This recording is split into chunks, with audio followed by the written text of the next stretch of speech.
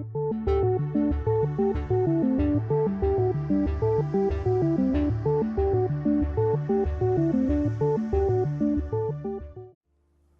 ladies and gentlemen, my name is Rayle Entair and welcome to episode 3 of EVE Online, The Prelude, where I discuss all things about the tutorial.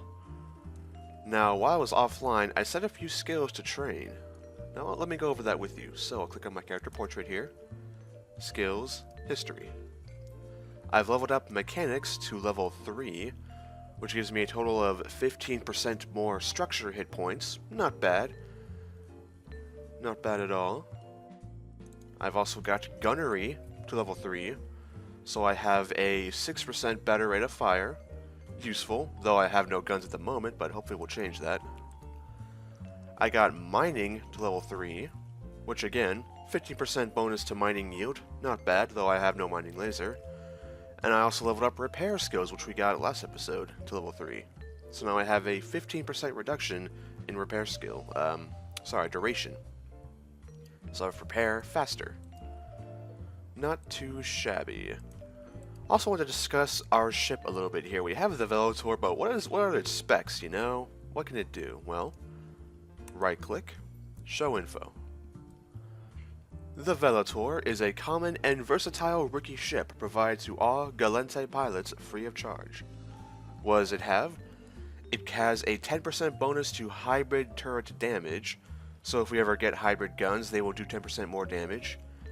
A 20% bonus to drone hit points, damage, and mining yield, so if we ever come across drones for our ship, they will do better.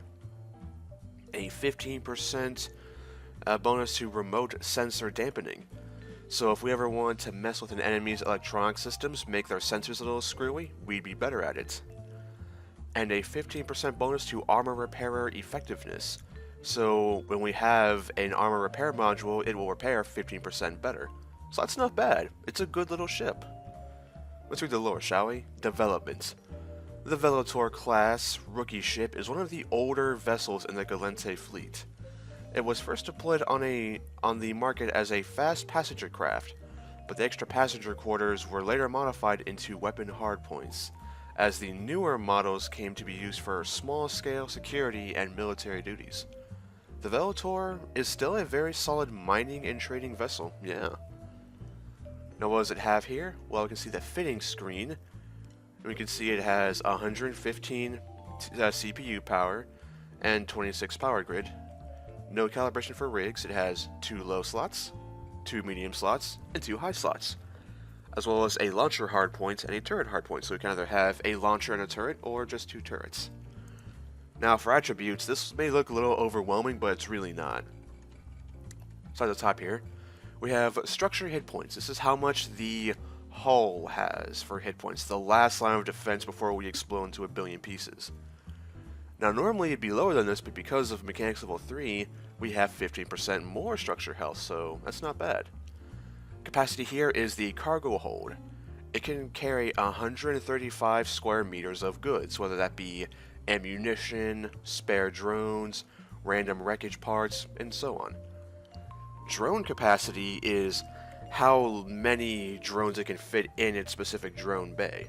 This is 10 square meters, so 2 light drones or 1 medium drone. The drone bandwidth is how much this computer can handle drones. Likewise, 2 light drones or a medium drone. Its mass is how heavy and bulky it is. Its volume, similarly, also shows you when it's packaged up in a little box. The inertia modifier is, well, the inertia modifier. Then we have the hull's EM damage resistance, explosive damage resistance, kinetic damage resistance, and thermal damage resistance. So overall, the structure is not a good thing to rely on. Now the armor here, if you notice, has less health, but it has far better defenses. Example, it has a 50% EM damage resistance, so it actually takes half damage from anything that's EM based, so that's not bad. It's weak against explosive, however, but it's okay against thermal and kinetic, so that's pretty good. This is our second line of defense, and our first line of defense is the shield, which again has even less hit points, but shields can recharge automatically. And this timer here, this shield recharge timer, is 625 seconds, meaning it will take 625 seconds for the shield to regenerate from 0 to full. So pretty slow, but still. It has no EM resist, but pretty high explosive, and kinetic for that matter. Here we have our capacitor, which is 135 gigajoules. Modules require capacitor to function, such as armor repairers and hybrid turrets, so this is sort of our battery lifeline. And it will take 67.5 seconds to recharge from 0 to full. Then we have targeting. It can target enemies from 23.5 kilometers away.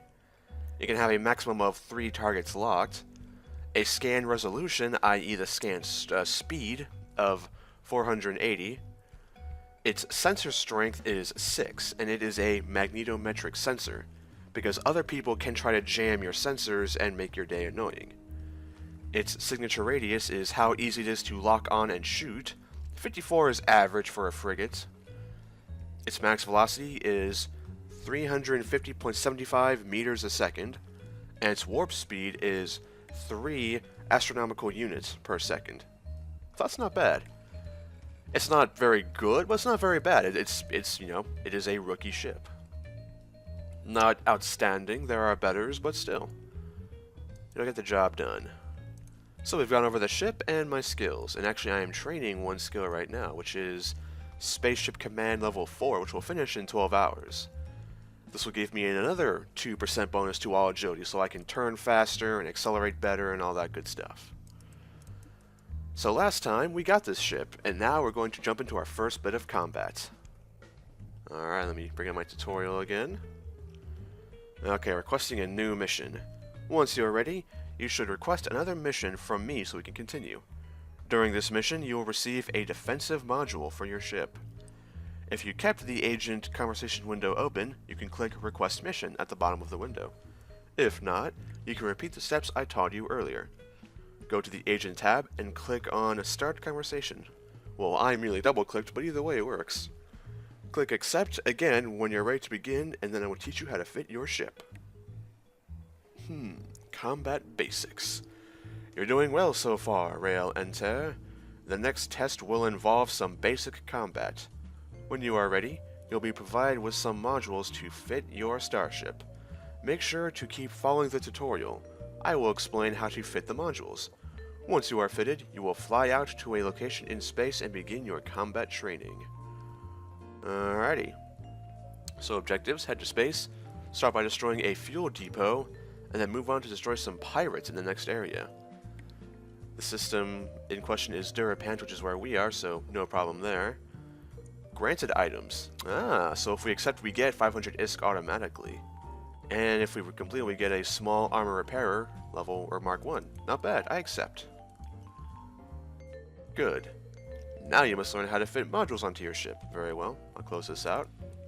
And click next for my tutorial. Opening the Fitting Service window. You fit items to your ship using the Fitting Service window. Open it now by pressing the highlighted button on the Neocom.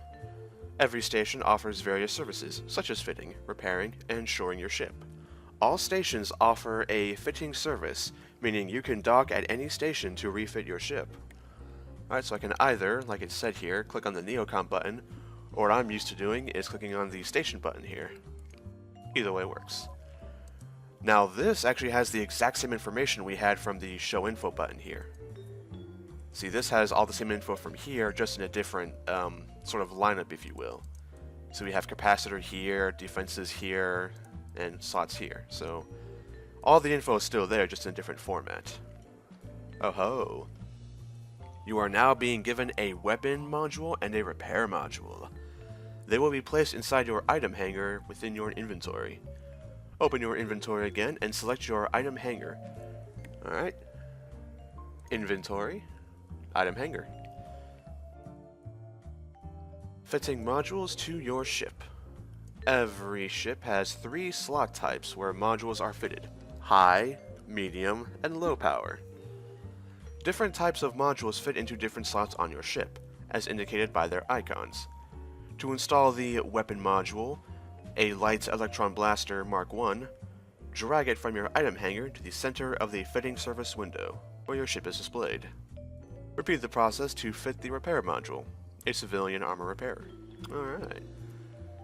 So, again, I'll do what she says and drag this in.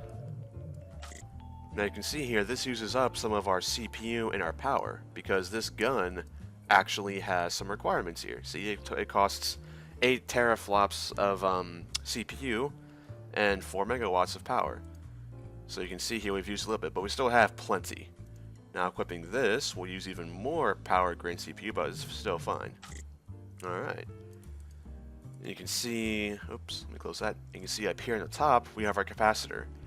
The capacitor is sustainable at 86%, which means if we have both these modules going at the same time, they can still, my capacitor won't run out. It will actually regenerate more than the guns and stuff are using, so that's good.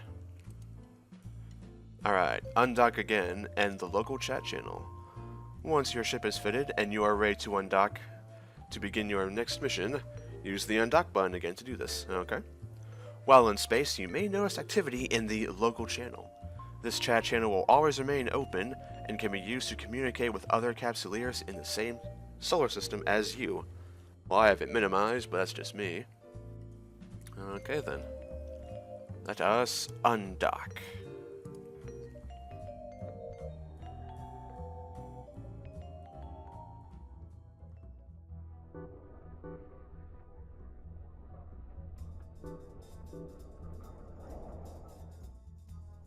Okay. We've undocked. Next. Warping to missions again. As before, use the Agent Missions panel to warp to your mission location. Click the mission name, i.e. Combat Basics, and then select Warp to Location. Very well, Aura. Click next when you've arrived at your mission location. Alright. We have not arrived just yet.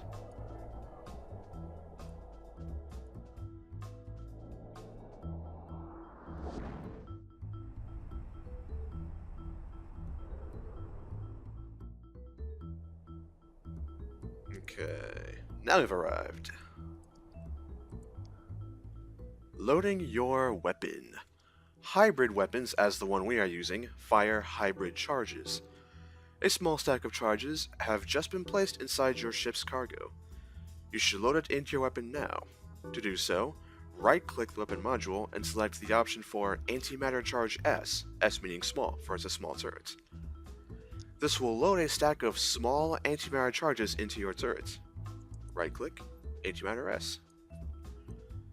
Hybrid guns take 5 seconds to reload or load new ammo types. And there we go, we now have 200 shots in here. Learning about different types of ammunition. Different types of ammunition will affect the range and damage of your weapon. You can see your current damage and range in the tooltip when you hover over a weapon. Once you're ready to proceed, use what you've learned to activate the acceleration gate. Okay. So our gun here does what? Well, it does 16 kinetic damage and 12 thermal damage. And as we briefly covered earlier with defenses, enemy ships may have really high or none at all for resistances to these two effects. We'll have to see what happens. It has an optimal range of 500 meters, meaning it will do the best damage it can within 500 meters. But it can still hit up to 2,000 meters after that, just with less accuracy and damage. So we have a bare maximum range of 2,500 meters, but we have an optimal range of 500 meters, if that makes sense, of course. So we want to stay really close and we do thermal and kinetic damage. Okay then. Activate the gate. Haha, target practice. Blowing things up. Your first objective is to destroy the fuel depot inside this area. As you'd expect, you need to bring up the radio menu on the fuel depot and select Lock Target. You must establish a sensor lock on a target before you can fire your weapon. Once you've locked on, left-click on your weapon module.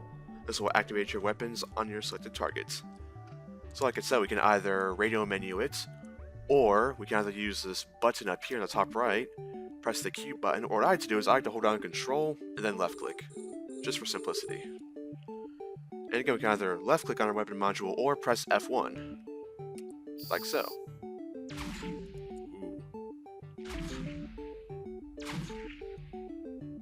You see our gun there firing. So, once you've destroyed the fuel depot, I'm going to cause damage to your ship.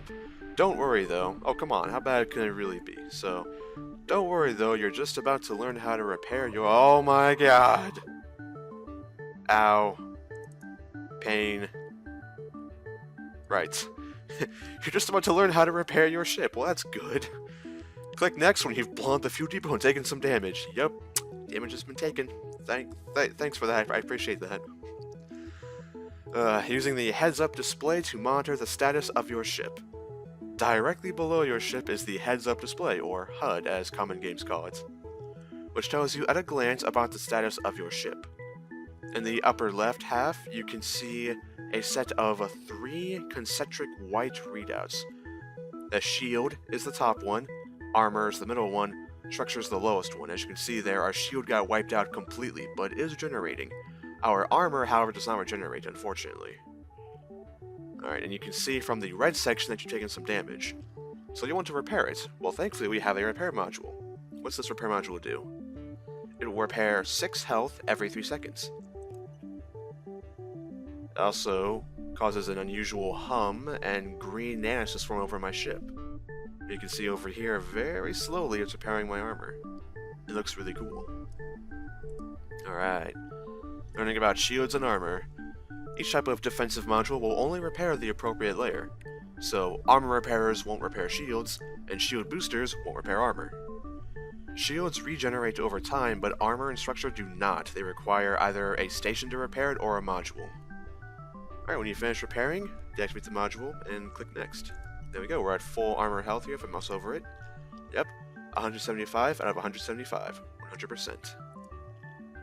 What to shoot at? When you enter the next area, you'll be attacked by hostile ships with red crosses as their bracket. Anything that shows up with a red cross is a valid target, and will usually attack you on sight. Activate the acceleration gate when you're ready for combat.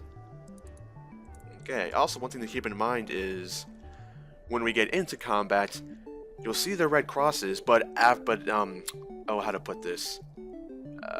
Around that, you'll see a broken yellow or a broken red square. A yellow square means they're locking you, and a red square means they're attacking you, and we'll see that as we go in here. Alright, click next when you've activated the gate. Destroying enemy ships. Just like with the fuel depot, you need to target the ship and then activate your weapons. Bring up the radio menu on the ship and select a locked target to lock on, or use any other thing you want, like I showed you. Then click on your weapon to activate it. Alrighty. So here we see the Bandit Saboteur. Now watch it. See how it's a red cross, so we can shoot it. We can target it. It's in range for targeting.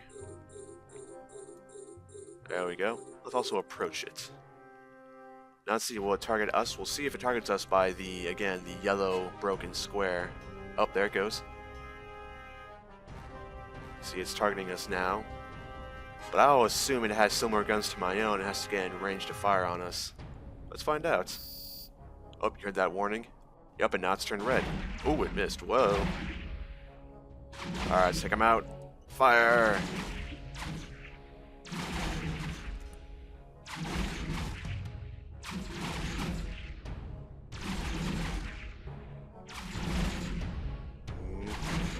He's doing very little damage to us, thankfully.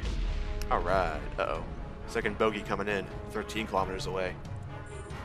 And again, remember, our guns have a range of 2,500, so fairly short range, but he's actually about to be on top of us here. And fire! I'm gonna have to close the window. There.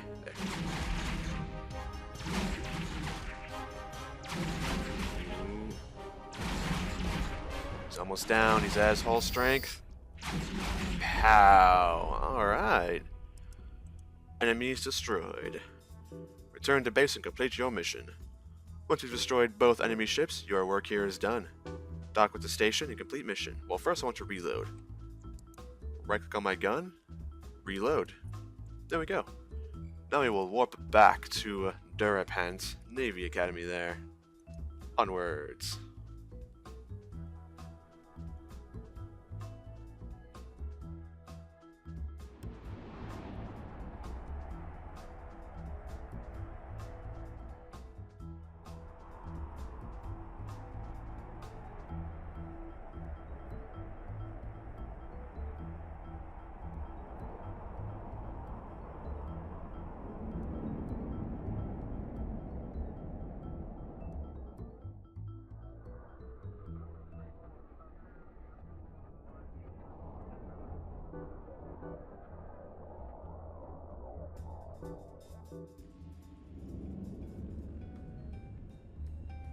Okay then. We have docked. Let's complete our mission. As a reward, we get the small armor repairer. Very nice. Well done, Rayle Entair. You're almost ready to begin your career as a capsuleer, but there is one last task. You must retrieve your pilot certification from one of our local academies. Press next mission when you are ready. Well, when you are ready. Or sorry, request the next mission when you are ready. Gotcha. I'll close that for now. Click next here. Replacing your old module with a much better one. This is very simple, you see. You merely drag out the old one, drag in the new one. Now the new one here is far more powerful, but far more costly. Let's go over it, shall we? It heals 79 health every 5 seconds, but it costs 40 gigajoules to use and requires more fitting stuff, so we actually can only keep it running for 25 seconds along with our gun. So this will heal vastly more, but we can only use it temporarily. So something to keep in mind. Now then, close off these windows here. And yes, you probably noticed your new skill finished training to level 1 at the very least, which it has.